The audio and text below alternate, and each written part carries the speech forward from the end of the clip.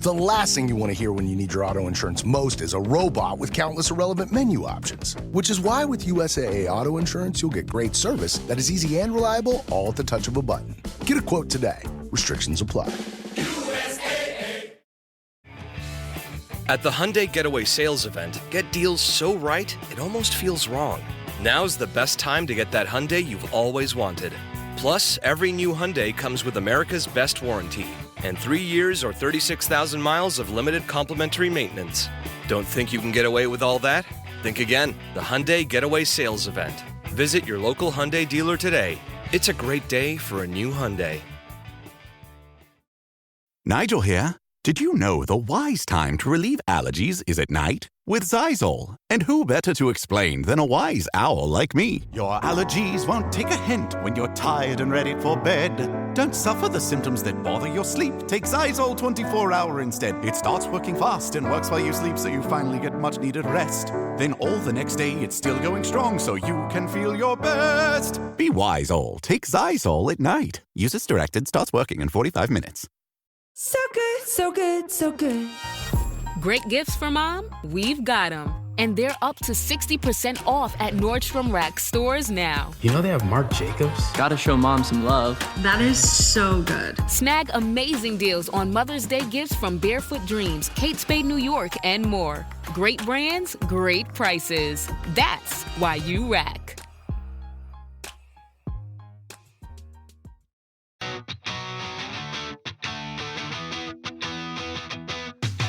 Welcome back to Rams Up, your favorite LA Rams podcast. We are part of the Fans First Sports Network, and you can follow us on YouTube at youtube.com/@RamsUpPodcast. I'm your host, Mark. I'll be joined often by my football guru, Ian, along with a bunch of other friends of the show on occasion. Let's get to it. Hey, what's going on, Ram fans? Another Rams Up update for you here. Heading into draft week. Man, it's getting close. We're going to have a lot more draft content between now and then. And I have a little bit here now, no mock drafts, just some news and notes, mostly related to the draft, of course. Kind of makes sense, doesn't it? And Ian will be back possibly as early as tomorrow with some additional player position analysis. I think we're going to be doing linebackers, which makes sense for our Los Angeles Rams. And it is episode 711 on the podcast. So I'm going to real quickly talk about a player who wore number 11. And last time, 100 or 200 episodes ago, we talked about Tavon Austin. Got to get back to one of the great Ram quarterbacks, number 11, Jim Everett. And Jim Everett, quite a student at Purdue. He was very, very highly regarded in the academic area, and he was quite a quarterback too. And he was the first and possibly the only Purdue quarterback to take out Ohio State, Michigan, and Notre Dame all in the same year. And he was actually originally drafted by the Oilers. And the urban legend is the Oilers just wanted to keep him out of the Colts, off the Colts roster. I'm not sure how true that is. It seems a little over the top to draft a quarterback for that reason alone, especially when you already have Warren Moon in the clubhouse. But maybe they just saw him as their next great quarterback. But they had some contract issues, couldn't get him signed, so they trade him to the Rams, and he ends up being the number one quarterback in Rams history as far as yardage goes. What do I got here, man? It's pretty impressive. 23,758 yards, 142 TDs. And, he had some good years, and the Rams had some bad years with him at the helm. But I have no complaints about Jim Everett's ability as a leader of that team, those teams in the 80s. I know there are some other Ram fans I've talked to that don't think too highly of him, but I thought he was a decent quarterback. He had his shortcomings, but overall pretty darn good quarterback, and he still loves the Rams. See him at SoFi occasionally. Jim Everett, number 11 for our Los Angeles Rams. So, I wanted to revisit this trading down dilemma, and everybody's talking about trading down, and this is the problem. Rams sitting there at 26, and all these experts, all these draft boards, pretty much suggesting that between, let's say the 20th pick in the draft and the end of the third round, even into the start of the fourth round, not a lot of difference between these players. A big group of guys that are very similar. So what's the motivation for teams to trade up? And that's the problem the Rams are going to have if they want to get out of that 26 spot. They may be stuck there unless you take a really unfair trade just to get out of there. And that's why I've been doing these shorts on the YouTube channel, the 6 players that they should be circling on their board, hoping they are there at 26. And if they are there, make the selection. I've shared 2 of those. That was the safety Malachi Starks and the inside linebacker Jihad Campbell. And I'll be sharing the other 4. I'll keep that I'll keep that quiet for now. I'm not going to share it here. Just check out those shorts as I release those over the next couple of days. But yeah, it's easy to say, just trade back. And this might be a season, a draft where it's really, really difficult to do so. Hey, if you've been to NFL.com recently, they have a really cool feature. I think it's pretty new. I never noticed it until yesterday, so I'm not sure how long it's been around. I think it's brand new, the NFL.com Draft IQ page. And they have what they're calling the IQ page for each team. And there's some really interesting information, analysis, all packed into one page. And what I'm sharing here on the YouTube channel right now is one of those pages. And basically who they see as the Rams' first round targets. And at the top is Tyler Warren, the tight end. He's not going to be there at 26, but still a first round target, a guy they could potentially trade up for. And another guy they'd have to trade up for, Armand Membo, the offensive tackle. And, I'd love to have the guy as the next, the heir apparent to Rob Havenstein, but trading up for him is not going to help you this year. And the Rams are making a Super Bowl run, so I don't think that happens. And then Colston Loveland, doubtful he's going to slip to 26. If you want to trade up a few spots, go for it. Jackson Dart, the quarterback, they call him a second round target, actually. We'll talk about him in a minute. Matthew Golden, I'm 100% behind that. And then Gray Zabel, who would probably be on the interior as a guard in all likelihood. Not feeling that. And then there's Maxwell Harrison, the speedster cornerback. And I just don't know. I mean, we talked about him just yesterday, Ian and I, and Ian saying, this is a guy that in press coverage is really good, the zone not so much. So is that a guy that Rams would really target? Not sure I'm feeling that, but he's going to be a great player, though. Could be for a different team in all likelihood. And then the day 2 targets, Jackson Dart is still there. If he slips into the second round, Rams would have to move up into the second or back out of the first into the second, of course. And then 2 cornerbacks, actually 3 cornerbacks, Azrae Thomas, Siobhan Revell, and Trey Amos. And Thomas and Amos would be safe picks. They're both going to have good NFL careers for sure. Pretty potentially a high ceiling, high floor, though. Revell, a little bit more risky, I think, coming off that injury too, not playing against top flight competition. But NFL's IQ page for the Rams, draft IQ page, thinks he is a target for them. Linebacker Carson Schlesinger out of UCLA, that makes sense. He's going to be a really good NFL player, just a tackling machine. And then tight end Harold Fannin Jr., called a second or third round target. And we have talked extensively about him, just a great receiver, a great athlete, yards after catch, everything you ask for that you would ask of a tight end in this offense. Only 6'3", though. That might be the only ding on him. Very fast. And then the day 3 targets, Arondé Gadsden II, a tight end we have not talked about, edge rusher David Walker, quarterback Will Howard, wide receiver Isaac Tesla, and I am going to talk about him in a second. Running back Jarquez Hunter, he's called a 4th or 5th round target, probably because they know the Rams have met with him, I'm guessing. There's a bunch of running backs that have to be targets for the Rams on day 3. Then tackle Logan Brown and cornerback Mello Dotson, a 6th or 7th round target.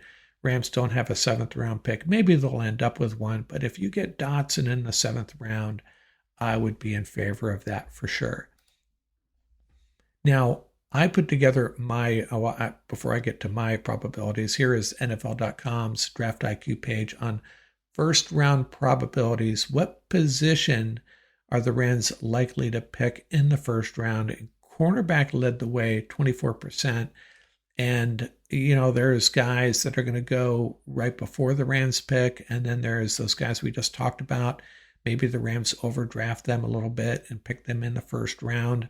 Makes sense. Offensive line, I'm assuming that's offensive tackle, 20%. I don't think we need to go interior offensive line in the first round. No, absolutely not. Tackle, probably not going to start, but if he's a guy you love, okay. Defensive line was next at 13%, and I'm just going to keep on saying it. Our starting 3 are very good. Kobe Turner, Braden Fisk, and Poona Ford. If you count the edge rushers as a starting 5, really good shape there. Byron Young and Jared Verse. We have decent depth. Maybe the depth along the defensive line could improve, but taking a defensive lineman in the first round that's going to get, I don't know how many snaps he's going to earn.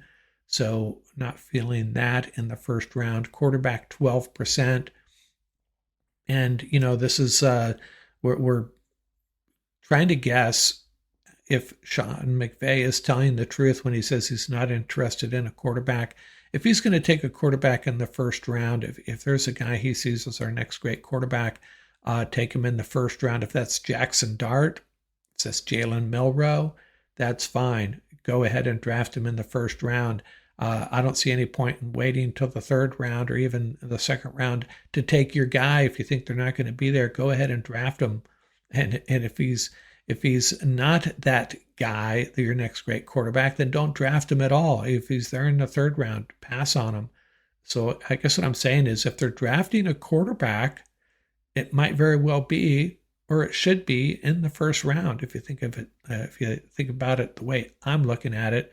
Tight end 11%, and that's probably based on the possibility they move up a little bit to draft Colston Loveland or even Tyler Warren. Give up a bunch of stuff to go up and get Warren. Wide receiver 8%. I think that's pretty low. I think there's a very good possibility they'll draft wide receiver first. It is a deep wide receiver class, and that would be the argument for waiting, taking the cornerback first, the wide receiver later. Kind of a not as deep a cornerback group for sure. And then linebacker 7%. If I've already talked about Jihad Campbell on my list of 6 guys to look for at number 26. He might be the only one that makes sense. And will the Rams draft a linebacker in the first round? The NFL.com IQ page, as smart as they are, says probably not. Safety, they're on board with me. Very low probability they draft a safety. It would have to be Malachi Starks, and I might be okay with that. He is a guy I talked about as one of my 6 guys, so obviously I would be in favor of that. But of the 6, if there's 3 or 4 of them there, Starks might be at the bottom of the list because, it's just not a position of need. As good a player as he is going to be. And then running back 1%, and I think that is basically because there's a couple guys at the top of the draft. The Rams aren't trading up for one of them. It's a really deep running back class, so they're just going to wait, and they very likely will. And that 1%, they're probably not going 0%. Can't go 0% as far as their probability.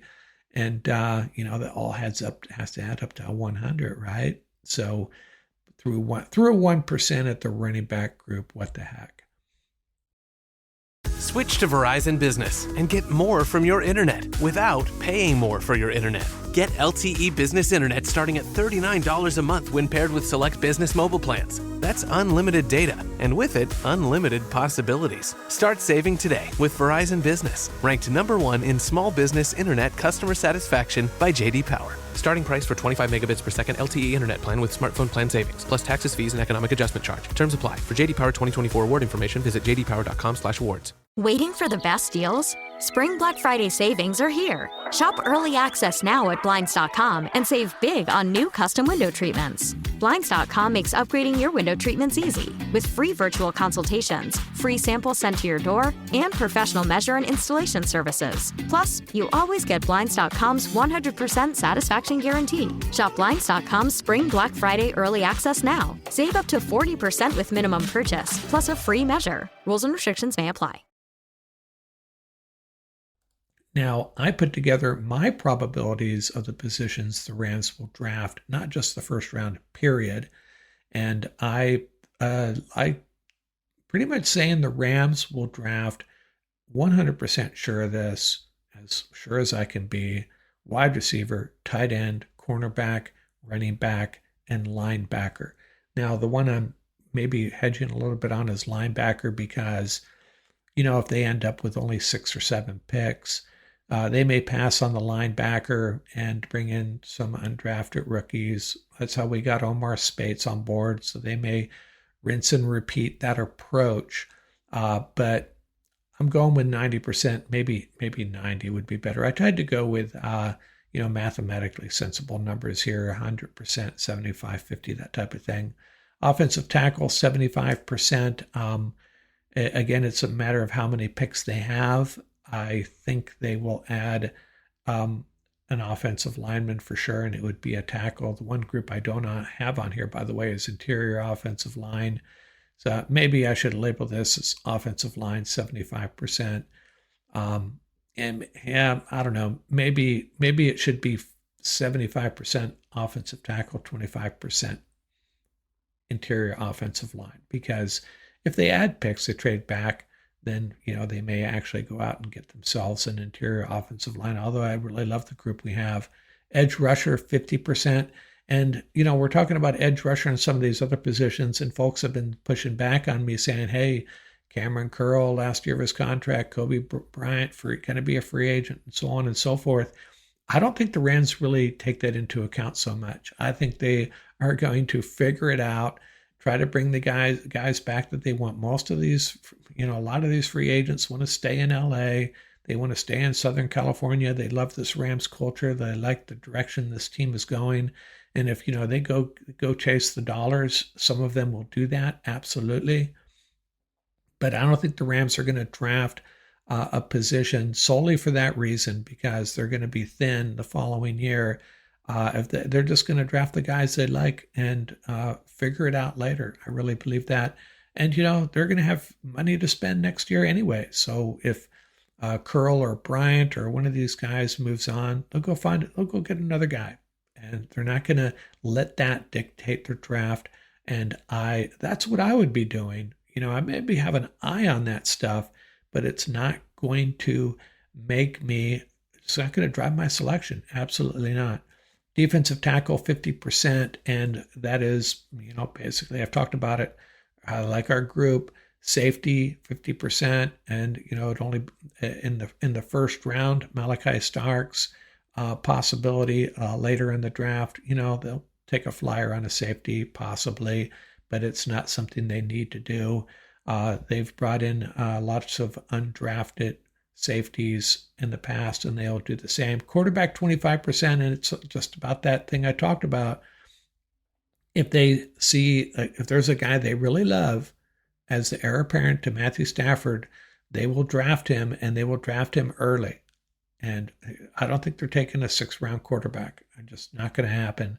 They're going to draft a quarterback that is the next great quarterback, or they're not drafting a quarterback at all. And there will be no special teams players. And I'm talking about punters, kickers, long snappers here.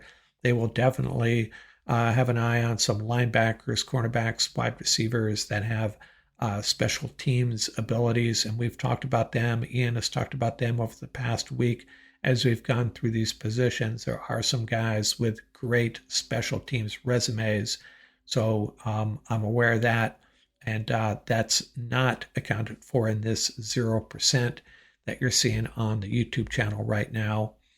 So that's how I would present the possibilities. And again, I left interior offensive line. Let's just say offensive line 75%, along with the embedding the offensive tackle in that number. Now, Chad Reuter's mock draft, I found it confusing to follow. He had the Rams trading all over the place. So I'm not going to try to articulate the trades. I will tell you about the players here. And he had the Rams trading back with the Eagles, and at 32 overall, they had drafted wide receiver Luther Burden, and that would be jackpot, baby, to get Burden at number 32 while adding picks. And then the Rams actually moved around here a little bit, so they ended up with only 7 picks, but they did end up with that 32nd pick, and then the 64th pick, I believe it was the Chiefs, tight end Terrence Ferguson, and he's the tight end out of Oregon. Now, Elijah Roy was still on the board, so that's the one thing Rams might have an issue with, or Ram fans. And, you know, these mock drafts, it's more about, as much about who was still on the board, who did you not pick, as who you did pick, and I didn't do a deep dive into that. So, you know, you can jump onto his mock drafts and see for yourself, and that's where the second guessing comes, right? Who was on the board, and in this case, might have went with Arroyo if it was me. And then at 101 overall, cornerback Quincy Riley. Haven't talked about him much. 127 overall, linebacker Jeffrey Bassa out of Oregon. And he's an athletic, a little undersized athletic guy. Good in coverage, off-ball linebacker, can contribute on special teams. Number 6 overall, Curtis Rourke. You know, if the Rams think Curtis Rourke is the next great thing, they would have taken him in the 4th round, is my point. So I don't know if he is the guy. And then the last 2 picks, defensive tackle Cam Horsley and offensive tackle Caleb Etienne. And there you have it. Chad Reuter's confusing but decent mock draft. I think I like some of mine quite a bit better. But I'll let you folks speak to that. Tell me what you think of this mock draft on the YouTube channel. Comment away. And then Daniel Jeremiah has talked recently about players that he just thinks are Rams guys. And, you know, he talked about Trey Amos. He also talked about tight end Mason Taylor out of LSU. He said, don't sleep on Mason Taylor to the Rams. And he has those NFL bloodlines, which the Rams love. And he's just a guy that has also checked all the boxes. He's not great in any particular area, but, you know, he does everything pretty darn good. He's not as good a receiver as Colston Loveland. He's not as athletic as Harold Fannin Jr. He's not as versatile as Tyler Warren, but he's going to be a solid tight end for somebody. And, you know, Jeremiah is suggesting maybe even at 26. I think that'd be early, but something to keep your eye on. Jeremiah, you know, knows what he's talking about. And I don't think he's got inside information. Absolutely not. But just reading the tea leaves is what Jeremiah is doing and saying, hey, this guy makes sense for the Rams. I think it'd be a little early, but there you have it. And I wanted to talk about wide receiver Isaac Tesla out of Arkansas. Scott Richmond talked about him a little bit. And he's another guy that checks some of those boxes. You know, had a really good week of practice at the Senior Bowl. He's 6'4", 214, a big slot receiver. And, you know, he's a guy that can do some damage in the blocking game from the slot position especially. And super athletic for his size. And that's what really stood out at the Combine. He had the highest athletic score of all the wide receivers. And I believe, if I understand how it works, is they take into account size. So there might have been guys that were smaller than him that on paper were more athletic. But when you factor in the size, 6'4", 214, not too shabby. And, probably a 5th round wide receiver. And just keep that name. Just remember this name. Do not be surprised. And this is me talking here, not Daniel Jeremiah, not Chad Reuter, not Ian. I just got the sneaky suspicion that he's a guy the Rams might have an eye on as well. It does check some of the boxes for sure.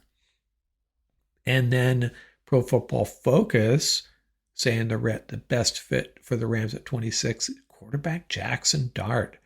And this surprised me. If you asked me a month ago, I was all on the Jackson Dart bandwagon for the Rams. And it was mostly about his swag. Ian has swayed me a little bit in the other direction.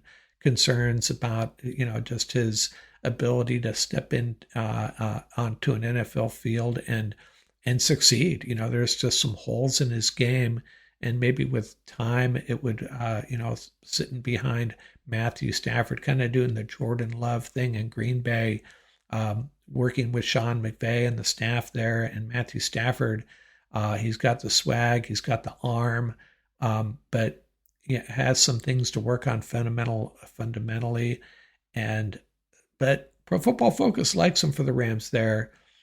And he has to be the next great quarterback if you're going to select him. And if he is, go ahead, take him at 26. But I'd be really surprised. We've heard rumors about Jalen Milroe and Jackson Dart to the Rams, and maybe even Tyler Shugg. But we'll see. I have a feeling. I don't expect this to happen. I really don't. But if it did, I'd be pretty excited, I guess, because I have a lot of faith in what Les Snead and Sean McVay, the work they do, the homework they do on these guys, especially the quarterback. But hopefully it's not a panic move, trying to deal with this Matthew Stafford drama every year, because next year's quarterback class is going to be pretty lights out for sure. And I wanted to close by reminding you, I want to get this Rapping with Ram Fans thing rolling again. It's been buried with draft content. But if you are a regular on this channel or a podcast and you want to join me, hey, if you've joined me in the past, come on back. John in New York, Ernesto in Mexico, let me know, especially after this draft. Come on and join me, and we'll talk about these selections. Tell me how you feel about it. Or if you just want to talk Rams football, we're trying to get Ram fans from all over the country and all over the world if possible. I know there's a lot of Ram fans in Germany, and I suspect England as well. So give me a shout out. We'll get it done. Send me an email at ramsuppodcast@gmail.com, and we'll get that going again after this draft. It's going to be a lull between the draft and the camps and all that good stuff. So there will be a window of time to get some of these Rapping with Ram Fans sessions going again. So don't be shy. Send me an email. It's a lot of fun. I think anyone that's joined me will tell you, pretty stress-free. I make it easy for you, I think. Just come on and talk about our Los Angeles Rams. So getting out here, we'll be done here. So that's it for now. We will be back with as early as tomorrow with some more analysis on, I think it's going to be linebackers. Linebackers up next, and potentially safeties out here from Rams Up.